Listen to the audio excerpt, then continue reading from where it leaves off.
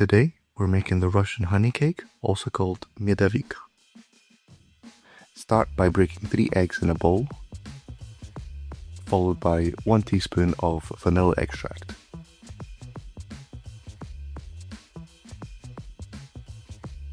Set up a pot of double boiler over hot water and add in 50 grams of sugar, 75 grams of unsalted butter, and 1 teaspoon of vanilla extract.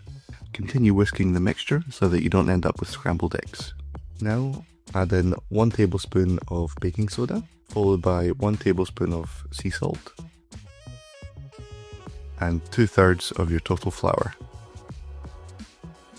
Once it all comes together, add the rest of your flour. Continue mixing and your dough should look a bit like pasta dough. Prepare your work surface with some flour and turn out your dough onto the table. Now you're going to want to knead the dough until it comes together and then cut the dough into 4 equal pieces. With your rolling pin covered in a bit of flour, roll out your pieces of dough into roughly 20 to 25 centimeter circles. The rolled out dough should be just a little bit larger than the size of your baking tin. Once you've rolled out your dough, bake in the oven for approximately 5 to 10 minutes until a nice golden brown colour. Using your cake tin, cut the dough into a circle.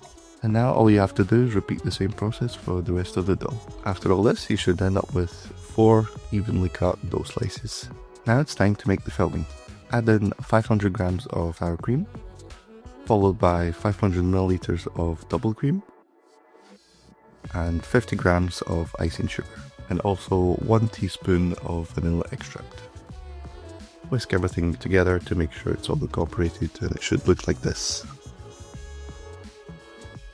Now all you need to do is add the filling to each layer of your cake, and you should end up with something like this. Just one more component to do. We're going to do the frosting. Add 250 grams of mascarpone cheese, followed by 125 grams of double cream, followed by 50 grams of icing sugar and 1 teaspoon of vanilla extract.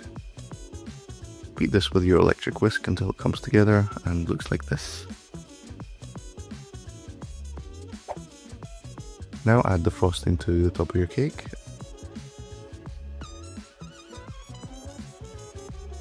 Take the leftover pieces from the dough and put them into a food processor. Make sure to blitz them until a crumb consistency. Now all that's left to do is add the crumbs to the top of your cake. And at the end of this, your honey cake should look like this. After about a day or so, slice into your cake and enjoy.